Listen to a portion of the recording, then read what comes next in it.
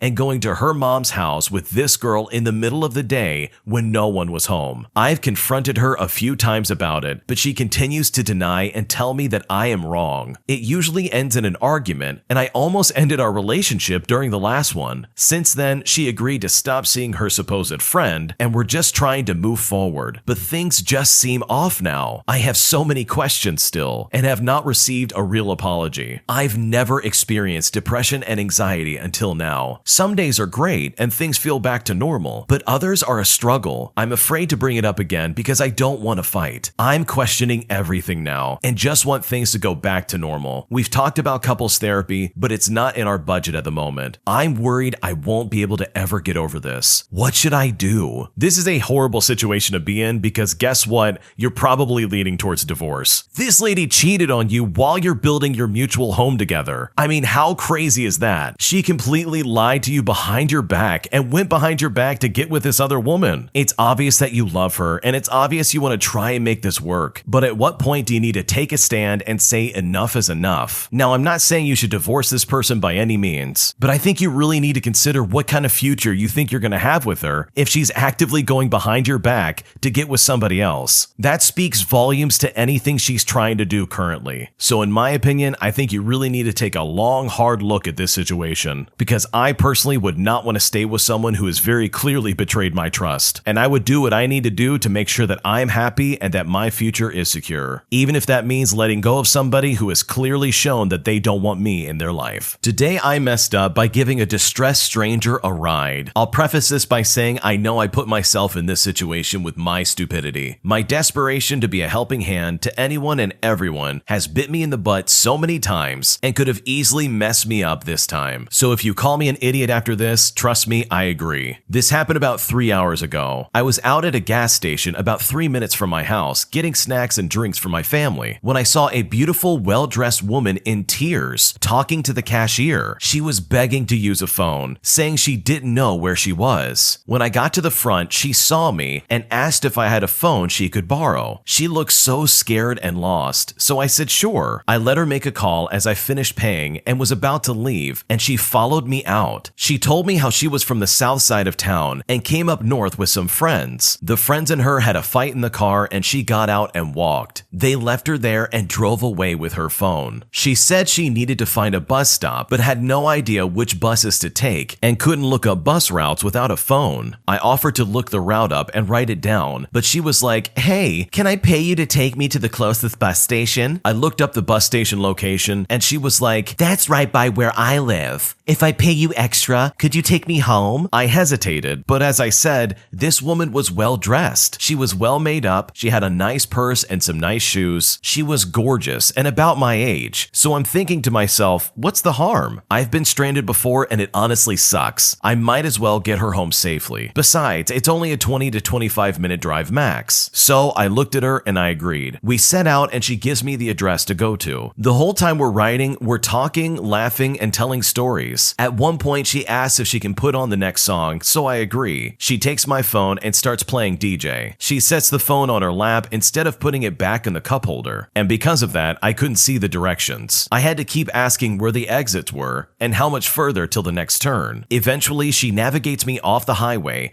and says we're close. I told her my phone was gonna die soon if we kept the music and maps on and that I have no charger in the car. She's like, "Oh, it's fine. You can take one of my chargers at the house." But she kept my phone in her lap and kept the music on. Then all chit chat and small talk dies off, and she's answering things in one-word responses. I'm thinking that she's just looking around for our turn into her neighborhood, but the problem came when I saw the street name I typed in coming up. I said, "Oh, here's your street." And she says, "Yeah, go straight." So we passed the street we were supposed to go to, and I realized my phone had just died and was sitting in her lap still. I start to get very nervous. I realize we are going in wide circles, constant right turns that are leading further and further from the highway. Honestly, at this point, I'm getting lost. She breaks the silence and says, "We're like 2 minutes away. I can't tell you how much I appreciate this. How blessed I am that you came to my rescue. We're gonna hang out and have a good time before you head back." I said that I actually wouldn't have that kind of time. She didn't respond. Nothing about the way she said that felt right. She made this little giggle and stared out the window, and after that, there was more silence that really creeped me out. A little further down the road, I see her crack open a beer from a bag that was sitting on the floor. I said to her, "Seriously?" She said, it's fine, I'll just chug it, no problem." I fumed silently, praying for her turn to come up like now. I see a gas station and I notice I'm almost on empty, so I pull in and say, "Hey, I wasn't planning on being out this long, and if I don't head back right now,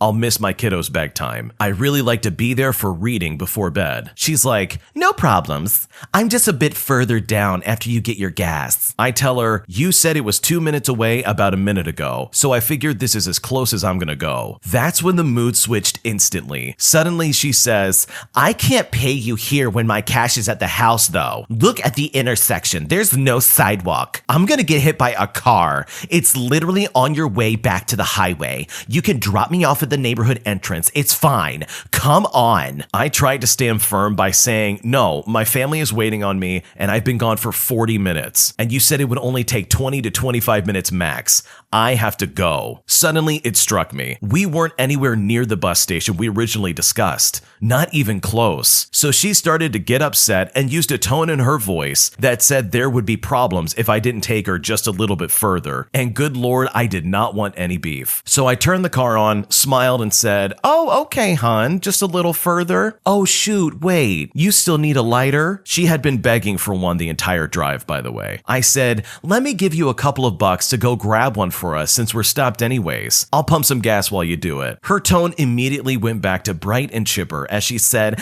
"Oh my God, really? Thanks. I'm gonna make this so worth your while. Be back in a sec." She sets down my phone, takes the money, and walks across the parking lot to the store. The second the door closed behind her, I locked the car, threw it in drive, and took off. I drove towards where I thought the highway was, and had to stop at another gas station to grab a charger. I powered it up and looked at the map. I took stock of where I was, as well as where the bus station was, and where the address we were supposed to head to actually was, and realized without a doubt that she was completely lying. Probably about everything. I can't be sure if she was aiming to do something nefarious, or if she was just lying so I'd take her further than I originally agreed to. But I learned my lesson that day. Don't trust anyone, especially when giving them rides. I am quite legitimately baffled by this story. I cannot believe for a second that someone could be this dumb to allow some stranger to get a ride with them. I don't care who they are. That is so dangerous. I thought hitchhiking and getting rides from people was a thing of the past. I know there's things like Uber as well as other ride-sharing applications, but this situation is completely different. different. At least with Uber as well as some other ride-sharing applications, there's some kind of safety protocol to try and keep you safe. And there's an expectation that, hey, I'm going to be picking up strangers. But this lady did not sign up for that. She did not willingly become an Uber driver or any other kind of ride-sharing driver. She let some random chick into her car. And guess what? This lady led her on a wild goose chase. She led her all over town. It's horrifying. I can only imagine the terror she felt. Thank goodness she was able to find another gas station and get this lady out of her car. But this also begs the other question,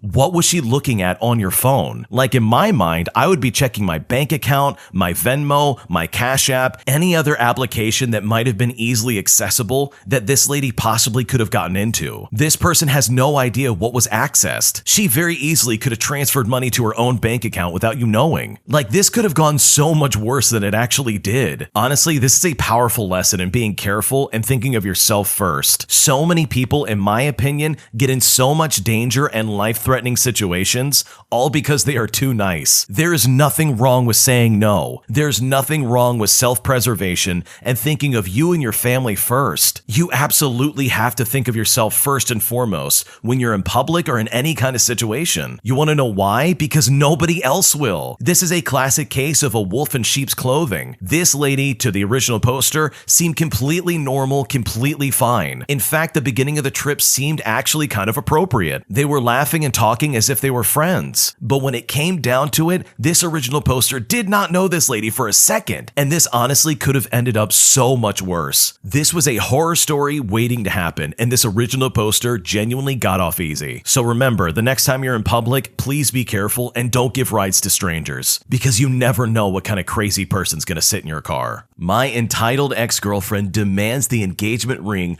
I was going to use to propose to her before she broke up with me. Eventually, the cops were involved and she was arrested. Here's what happened. A while back, I was dating this girl for roughly 2 years. I thought things were going great, but apparently, she was just dating me because she liked to tell people she was in a relationship. The way she would describe me was being too immature and honestly not worth the rest of her life. Those were her exact words that a friend of mine said to me before we broke up. But before I get ahead of myself, I went out and bought a ring, and I had this entire thing planned out to propose to her. However, she was suddenly not available for several weeks in a row. Well, my fears rang true as she suddenly showed up at my place one day and acted like everything was normal. And as we talked, she started grabbing for everything that was hers. About halfway through, I just kind of looked at her and said, don't forget your hair dryer. It would be awkward to have you come back over after you dump me. This sparked a long and awkward conversation where she was just fake crying. I had realized right then and there that I was an idiot. The way she acted, the way she spoke,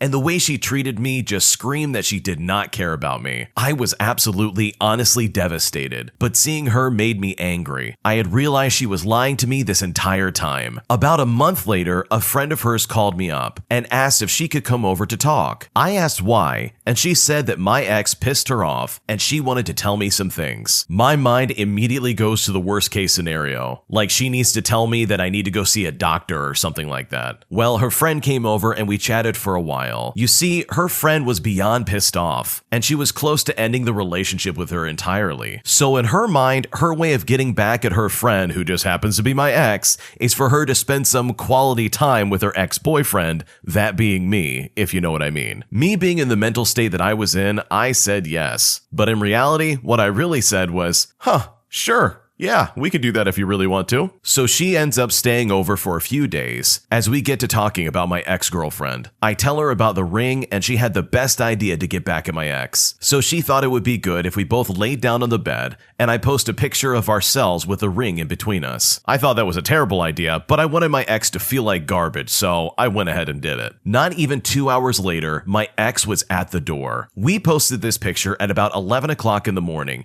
and she was at my place at 12:40 or something like that. Right off the bat, she tried to act like breaking up with me was a mistake. She said that I was the best boyfriend she ever had, and she was getting scared with how serious things were getting. She said she made a terrible mistake in breaking up with me. Well, her friend immediately goes into a rant about my ex, saying that she was manipulative and that neither of us would believe this sob story she was giving. I gotta say, I'm very glad that my friend was there because I might have been stupid enough to believe my ex. I reminded her of how she treated me me when she broke up and that she should go home, saying that she was just wasting her time. Well, now she brought up the ring. She said to me that she deserved that ring under the law and said that rings are gifts and that I cannot take it back. In unison, me and her friend said that I never gave it to her in the first place. We both looked at each other and laughed a bit, as the absurdity of the situation was getting outrageous. She then went on to say that she was owed that ring and that she was not leaving without it. At about this time, a police officer came up the stairs wanting to know what the trouble was. I guess we made enough noise that the neighbors called the police. The female officer asked what the situation was. Everyone tried to talk all at once, but the officer shut us down. She pointed to my ex and asked her what the problem was. She said she was trying to pick up her stuff after we broke up. The officer then asked me if that was true. I explained the situation of how my ex broke up with me before I had the chance to propose to her and that she was never given the ring. Throughout the conversation, 2 more officers showed up, one of them being the supervisor. The whole story was explained like 4 times. At one point, my ex even said that the money from the ring will help her pay off her car. I responded after hearing this outrageous statement that the ring isn't expensive and it was bought used off of a website. And I reminded her that I am an IT tech,